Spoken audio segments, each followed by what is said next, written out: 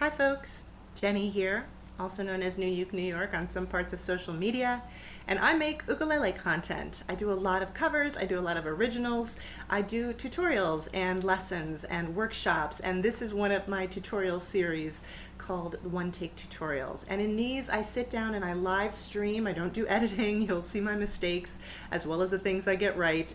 I do a live stream version of a workshop or a class, or talking about the arrangement to a song, teaching how I play a particular cover. I could do these for my originals too, but I haven't yet at this point. Or a technique that I think people might like to learn more about. You have a lot of choices out there, and I know it. There's really great ukulele teachers on YouTube and on Patreon, which I'm also on. Hi patrons, thank you to patrons who support me. But basically, I'm not trying to reinvent the wheel. I'm not saying I have better or more information than anybody out there, but because we all learn different ways and we all have our favorite teachers, if somebody likes the way I teach, I want them to be able to find more of me talking about different topics they might be interested in. So to that end, I have this series, and I will continue to try to do one of these tutorials per month for as long as I can. Thank you again to my patrons who support me, who help make this possible. The more patron support I get, the more of these I can do. So it's really fun to get to expand the content I put out there as more people support me. But even if I only had a handful of patrons, I would still do what I can to put both free material and also special material for my patrons out into the world. So thanks for the support, however you're able to give it, whether it's through Patreon, through likes and comments, or, you know, just through saying, you know, hi to me at festivals. So for this video, I wanted to talk about a technique, a topic that has been covered before, certainly, for sure, and by great teachers, as I said, but I just want to approach it from a slightly different angle than I've maybe necessarily seen, and that is the topic of mutes on the ukulele. Muting, of course, is when you stop the sound. So we could just strum all the time, whatever chords we're making and whatever songs we're playing. You know, there's picking too, but this will be more about muting with strums, and we could always let that sound continue to ring for as long as it naturally rings. But there are also techniques in which you can stop that sound. That's the mute. And because most of us are playing with two hands, there are different ways that you can do it depending on which hands you're using. So a lot of people talk about left hand mutes and right hand mutes. I do use that language, and I've used it in the title of this video, but I also want to acknowledge there are lefties out there. I have a lefty in my own family, a couple of them. I have a lefty in my local NYC Uke Squad group. I know it's hard to find content for left-handed players, and so I'm sorry that I am not a lefty and able to teach this whole video as a lefty video. I think that'd be cool if I was, or if I was ambidextrous and could do both. What I'm going to more try to use the language of is strumming hand, which for me is my right hand but might be your left hand, and fretting hand or chording hand mutes. And again, if you are a lefty who plays right-handed, that may not matter so much to you, but just trying to be a little inclusive here.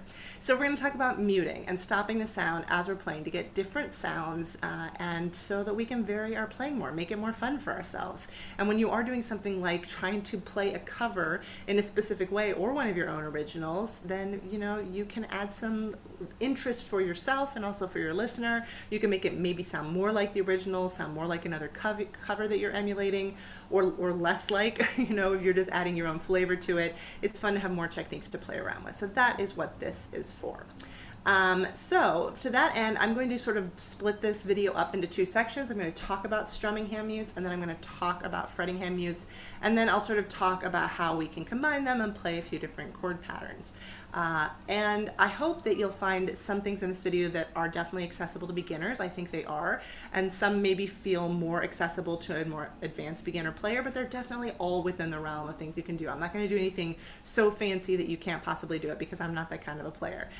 So everything should be real accessible. Let me know in the comments what you're working on, what you liked best, maybe something you learned from this video you didn't know before, and also if there's anything you want me to break out into a full-length video on any one of these techniques, or, you know, a standalone video. It doesn't have to be super long, but if you want me to do a video just on one of these techniques to go into it a little bit further, or you know, various things like that, and also other topics you'd like me to teach, let me know, because I'm always trying to think of new and interesting topics for these videos. So when we're talking about muting the sound on the ukulele, I don't think you need to necessarily know specific strumming patterns going into this. Like, I meet up with a lot of beginners who maybe are just strumming what I call intuitively, just strumming the way they feel it, and I think that's awesome. There are also people who think they should or think they want to learn a bunch of different strumming patterns, and that's also fine and great. There aren't strumming patterns that you have to know, but there are some that a lot of us do know. So if you know, for example, that strum that everybody calls the island strum or the calypso strum that goes like this, down, down, up, down, up. I'm going to demonstrate some things using that strum, but this is not a video to teach you that strumming pattern. So if you don't already know it, let me know in the comments if you want me to teach that in its own strumming video, which there are also many out there if you want to take a little pause and go learn that and come back. But you don't need to know that strumming pattern in order to learn these techniques. I'm just going to try to vary my patterns that I use when we start putting these into practice, so that whether you know that strumming pattern or not, you can feel like you can practice some of these things. So let's look at strumming hand mutes, and let's start with one that a lot of beginners learn right off the bat without even realizing they're learning it. And that is just the difference, like I was just showing you, between letting a strum ring out, and maybe it's a single strum that you're just strumming maybe on your chord changes. And this could be for dramatic effect. It could be because you're playing chords that you need a little bit more time to get to the next one. You're more of a beginner player. There can be lots of different reasons. You're just doing one single strum for each chord. And letting that sound ring through can sound amazing, but also sometimes we want to stop the sound for various reasons. And just putting our hand over the strings and muting that sound, stopping that sound, that's a muting technique. So that's something that beginner players can try, more advanced players can use. You can do it slower, faster. It's one you're probably already using and you haven't even really thought about it. Maybe you're just using it at the end of songs. You're strumming that last strum and then eventually you cut that sound off. You know, that's one way to use it. When you start to try that a little faster, it gets closer to what some people call a hit. And there are a couple ways we can do a hit, but a hit is basically when we strum and the sound stops sharply. And that can be used again for effect in a song. So you might want to practice stopping your sound a little faster and feel where the strings are hitting your palm, because we have different anatomies, we have different lengths of arms. Different people hit their hand against the body of their instrument, the strings of their instrument rather, in different places. So, you know, it may be more comfortable for you to tilt your hand a little bit or to come straight across up onto the fretboard like this. There's no right way to do it. Or wrong way. If it's stopping the sound and it's comfortable to you, you know, practice doing it with more hang time and also a little faster, more like a hit. That is a very simple, accessible strumming pattern or strumming hand mute that you can do. Then you might have heard me start to get close to what some people call a chuck or a chunk while I was doing that. I call it chucking, so I'm going to call it chucking, but it's also called chunking. That's not incorrect. It's just a different way of saying it. When you strum down and stop the sound at the same time, which is faster, you have to coordinate those two movements, the strum and the stop, that's a chuck. So chucking is a form of muting your strings, but you also have a scrape coming into it too. And if you do it correctly, you're going to not hear that sound of the strings coming through. You're just going to hear that clack coming across the strings. This takes some time to coordinate. It's something that a lot of people work on for a while before they figure it out. And that's totally understandable because it is like two things you're having to do with your hand at the same time.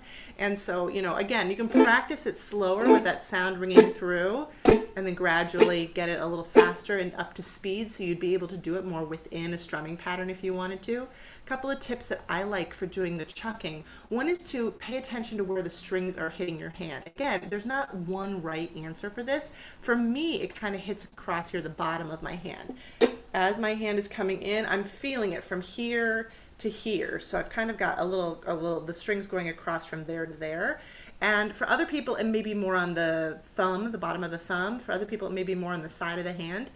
Again, it's what works for you, but you can try different things. If you're getting a really messy chuck that's not, you know, really scraping for you and it's really bleeding through, the sound is bleeding through of those strings, then you can try angling your hand slightly differently. As long as it's comfortable for you and you're not torquing your hand into some kind of painful situation, go ahead and try some different hand placements for how the base of your hand might hit those strings. Another thing you can keep in mind is that for a lot of us, as we're playing, we have a tendency to sort of tilt the fretboard up towards our face, whether it's because we're doing kind of complicated chord pattern or chord shapes and we need to look down, or we just have the habit of looking down at our chords while we play. When you're chucking or chunking, I find it easiest to do if my instrument's really on its side. Like that sound hole is going straight ahead. I tell the little kids that I teach to think of it as another belly button, just higher up. Or like there's a laser shooting out of it and you don't want that laser to go up to the ceiling, you want it to go out to the wall in front of you.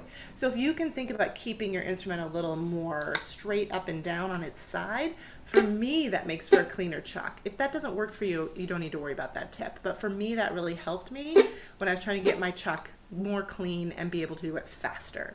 So this is something that you can practice just on its own. You can just do, you know, trying to get it a little bit, you'll get more sound if you don't close off the string, sorry. You can try it just like this, slower of course, you can just do one at a time. Once you have a strumming pattern that you're enjoying playing, you can experiment with ways to put a chuck into that strumming pattern.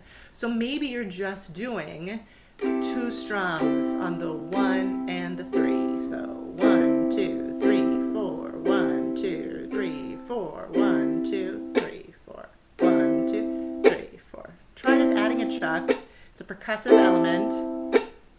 If you're playing what some people call the rock strum, 1, 2, 3, 4, and 1, 2, 3, 4, and down, down, down, down, up. I'm going to add it on the 3. 1, 2, 3, down, up.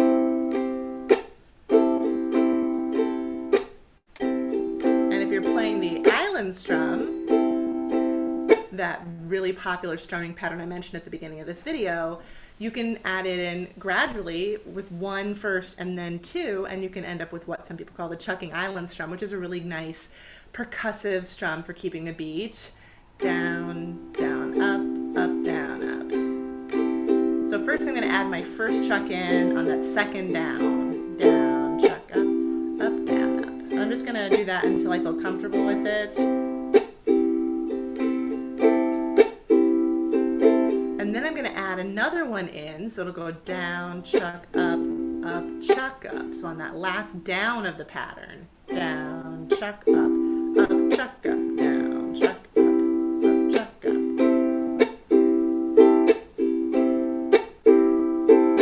1, 2, 3, 4. 1, 2, 3, 4. So that's another way you can do it. And one of my favorite sort of pop and rock strums that keeps a good, nice drum beat rhythm to it is a very simple one again, where you can go down, up, chuck, up, down, up, chuck, up. I find this to be a surprisingly versatile strum with that chuck added in just to keep the beat. And you can do it faster. You know, that takes practice to get fast, but you can have a nice little swing to it. I do that, for example, in my cover of Ballad of John and Yoko. That's a strum that I use there because of what I was hearing in the drum beat on the original. So that's chucking, and that's another way of muting the sound of your strings, and it adds a percussive or rhythmic element that's really strong, and so a lot of people really like it. So the final strumming hand muting technique I want to talk about is one I don't hear ukulele players talk about a lot. I've seen a couple of articles on this. I haven't seen a video on it yet, but I'm sure there's one out there. I just didn't look for it before I made this one. But that is called a palm mute strum. And this is done on the bridge of your ukulele. And with ukuleles, we're almost always doing everything up here. You know, the sweet spot for strumming is usually considered to be right around where the body and the fretboard meet. Some people like to do it over the sound hole, but we don't do a lot back here unless we're learning other percussive techniques or really trying to get a very particular sound. And this technique, which I learned from guitarists when I was doing my cover of Noah Cyrus's July, involves putting sort of the blade, the side of your hand, on or right in front of your bridge that you have here on the bottom of your instrument. So, you know, you'll need to experiment a little bit. That's what I find with this. This one, I won't say I'm an expert at this. I'm having a lot of fun playing around with this, so I wanted to mention it. But this one, you know, you're going to put, you know, not straight up and down because that would leave your elbow out here and be uncomfortable, but sort of at a slight angle as you're holding the instrument into your hand and into your side. You're going to want to find the spot where you can rest your hand on the bridge or right in front of the bridge on the strings, and then use your index finger, and I'm just bracing it with my thumb. I want a little ring through, but I want it to sound, it has that kind of like bouncy muted sound. I don't know how best to describe that. It's a little easier with the larger body instrument, I find. There we go. I'm moving my hand around a little bit and you're just getting the slight. You can even balance if you need to. A hand on the a finger rather on the body of the instrument. Let's see, I'm just trying to find where I like it best.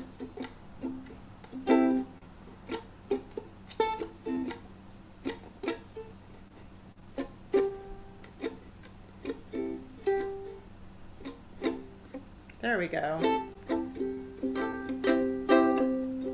Yeah, so now I'm adding in a C chord. Yeah. I mostly do this on my larger instruments, not so much on this little soprano. But here it has kind of a different sound. Again, this one is totally trial and error, and sometimes it's really fun to do in a song. There we go. You have to kind of find that sweet spot of where it sits on your hand. That you get just enough sound coming through.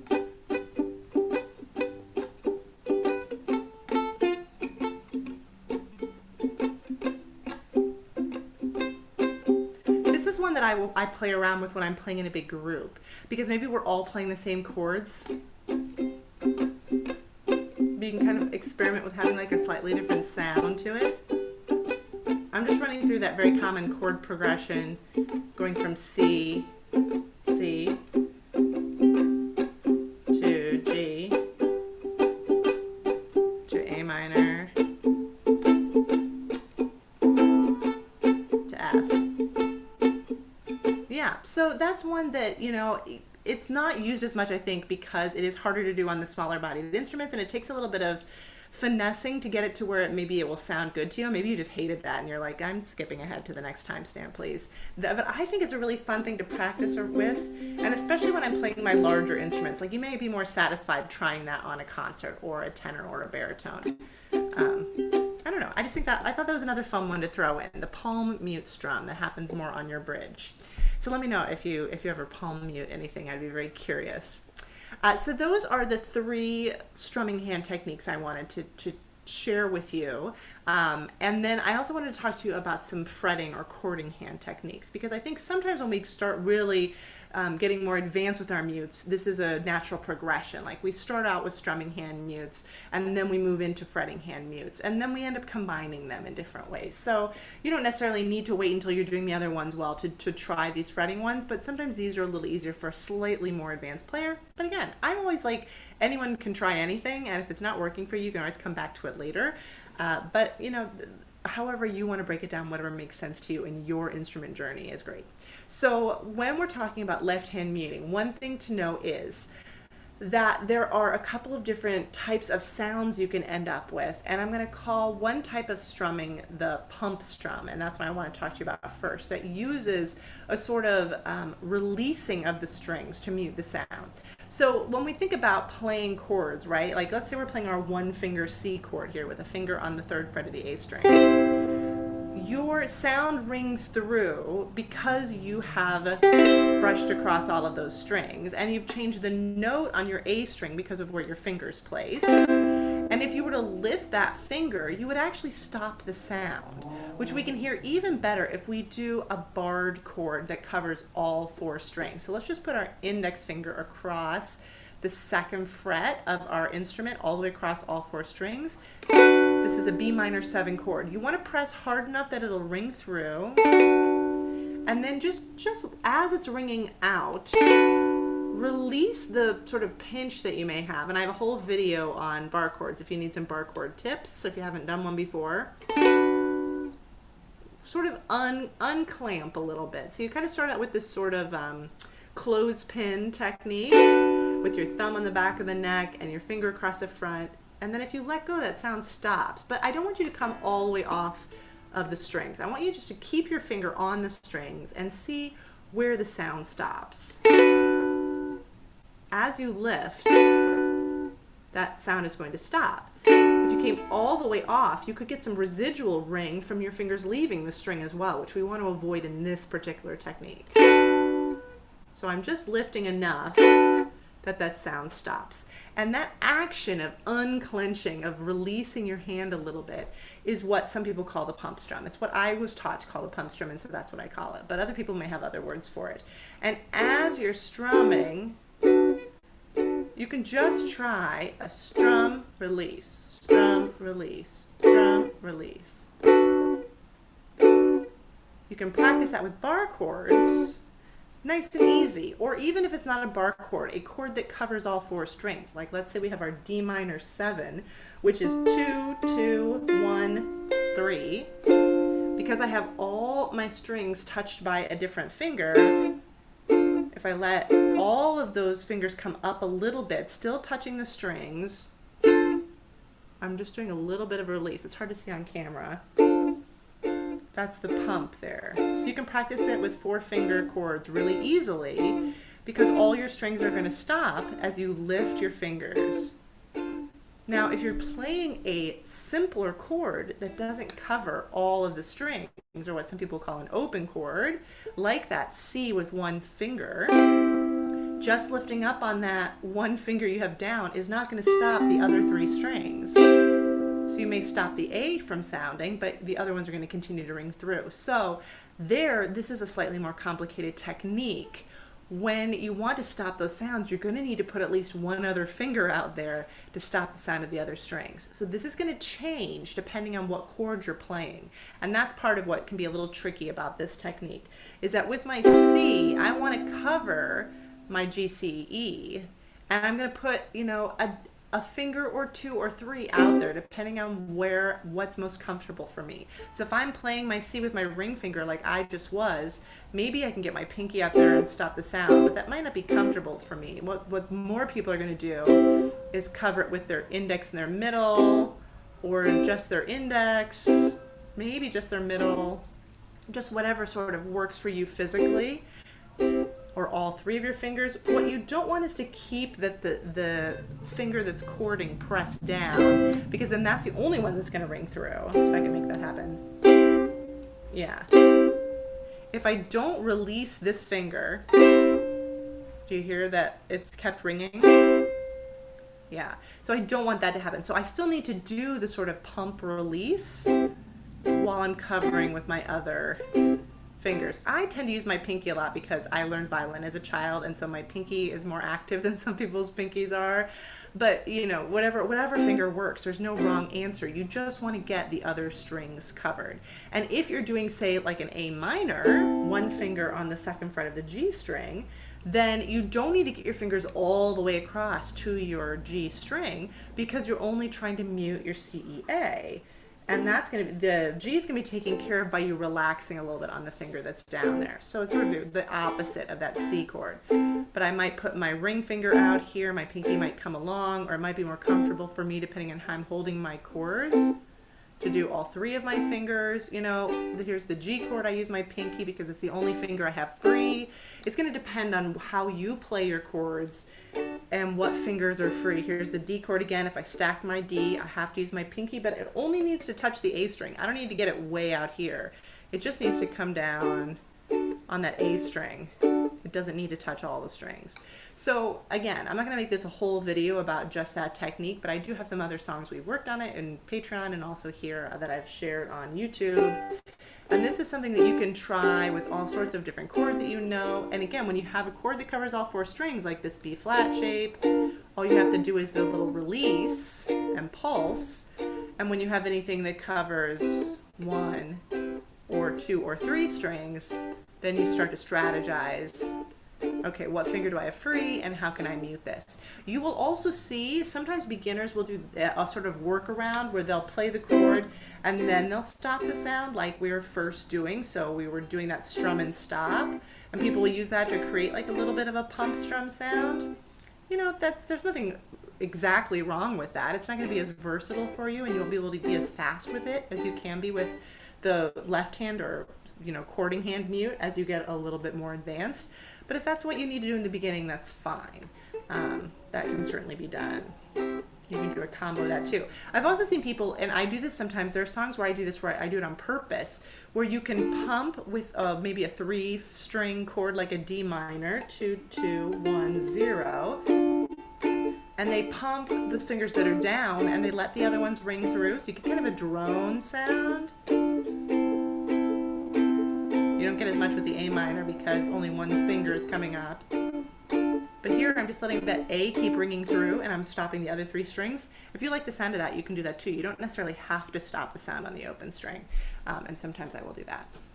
All right, so that was the pump strum, or the sort of pump technique. It's a very common left hand or fretting hand mute that you can use to stop sound as you're making chords. And you can combine that with your strumming, especially this is kind of a jazzy sound. If you do the 1, 2, 3,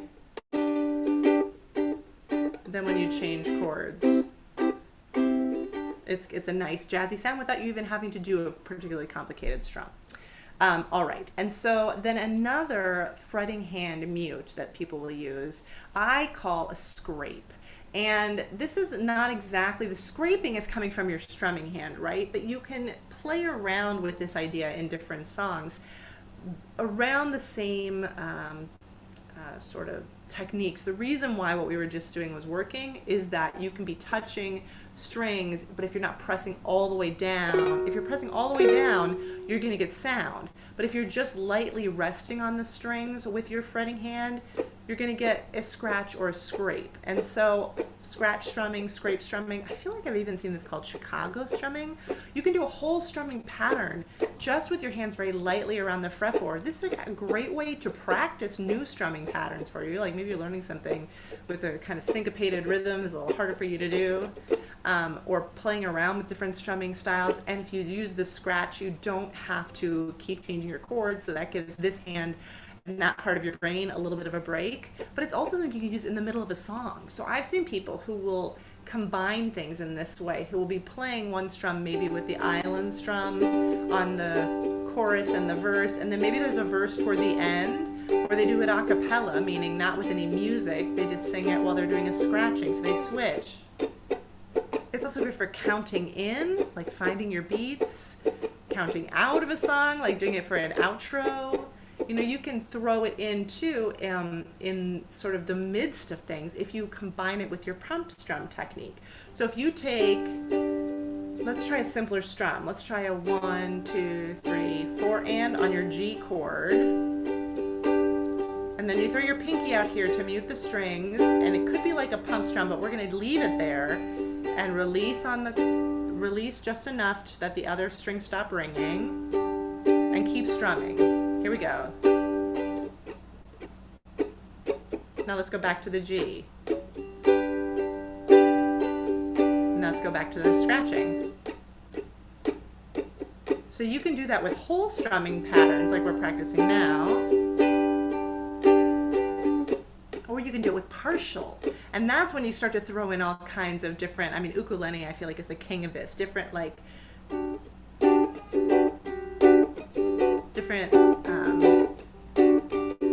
strumming patterns where you're just throwing in a mute for 1 or 2 of your strums. So maybe you're doing a down, down, scrape, scrape, down, up, down, down, scrape, down, up. Sorry, I'm having a hard time coordinating it. Down, while I'm talking about it. Down, down, scrape, down, up.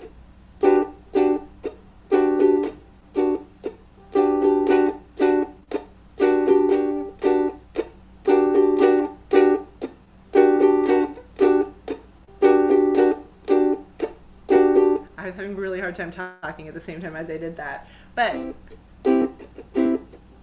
there's a down, down, scrape, down, down, scrape, down, scrape up.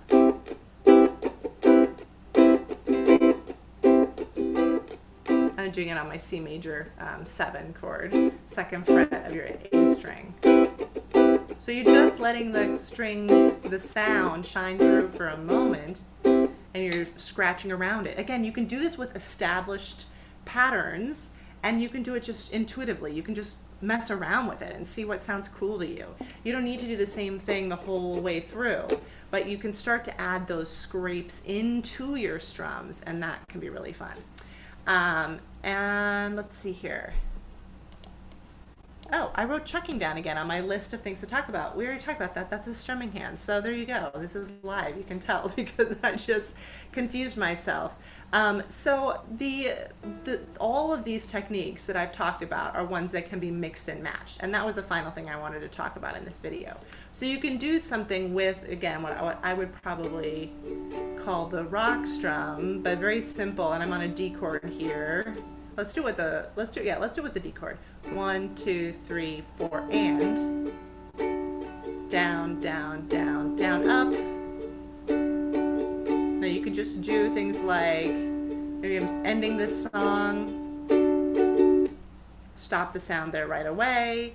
You could do something that's more like a hit, so maybe I want that first down to be sharper. Now, with the sort of strum and stop of my strumming hand technique, it's hard to do that in time. And that's what I wanted to show you, because it's going to be easier if you turn that into a fretting hand technique. Instead of trying to do, and I'm having trouble getting back to the strumming by beat 2, I can actually do it with my sort of pump strum, stop the sound technique, and I can do a, get that hit in there using my other hand.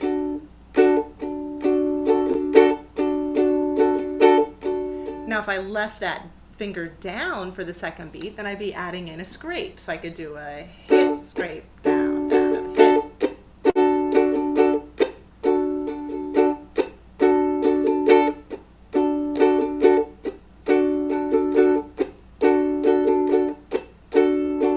I wanted to add a chuck to that. We did that at the beginning of the video, I think, where I did a down, down, chuck, down, up.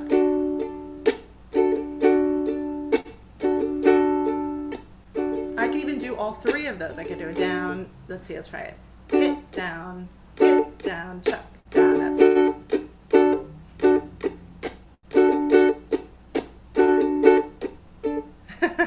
I'm thinking too hard about it. Hit, down, chuck. Down, up, hit, down, chuck, down, up.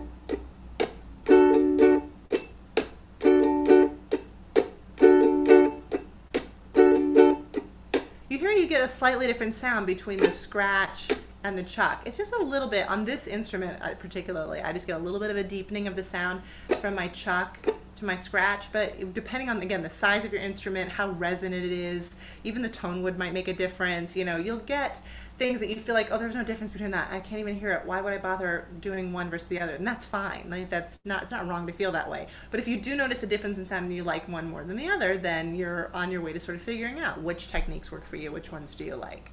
And then also, I think it's a really nice one just to practice with your scrapes, to do something like down, scrape, up.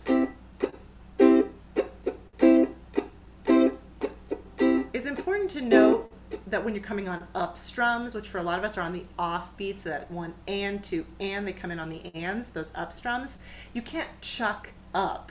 So using that scrape is going to be the way that you can get a percussive sound on your up strums. And so, well, you can certainly use the chuck for lots and lots of things. You can't, I haven't yet seen someone make it work on an up strum. So being able to also use your fretting hand for some mutes is going to give you more versatility for when you do want to mute the sound on an and beat or an up strum, depending on the different rhythms you're doing. So I feel like I've been accused of making these videos too chatty, but it's more because I just want to make sure I include everything. And besides my trying to talk about chucking twice, I have covered everything on my outline that I wrote for myself. So I'm going to leave it there for today with the option of making a part 2 of this. If you have one of these techniques you want me to break down even more and do more information on, or you have something I left off, which is quite possible, there's very likely, I wasn't trying to go into all the percussive techniques. There's lots of thumps and hits and things people do that are I'm not particularly a percussive strummer, but there are some people who make great videos on that. So if you want that, let me know and I'll recommend some people in the comments. But for the most part, I think this is what I wanted to cover today. So thank you so much for being here. I know we're live, so it's a wild ride as usual, but I got all the information out I wanted to share with you. And I'm always learning when I'm doing these. I'm just so appreciative of the people who do support me through Patreon or through watching and liking and clicking on the thumbs up on YouTube. Lets me do more and encourages me to do more, and I'm just getting better, I think, as a teacher as I practice these more. So thank you for being here. I don't mean to use you as guinea pigs, but I do appreciate having some people who are trying the things that I share online. Thanks so much for being here. Let me know what other topics you'd like me to cover in videos like this. Check out my other content. Let me know if you have questions. Join us on Patreon if you haven't already, and I will see you again soon on the internet. Bye, folks.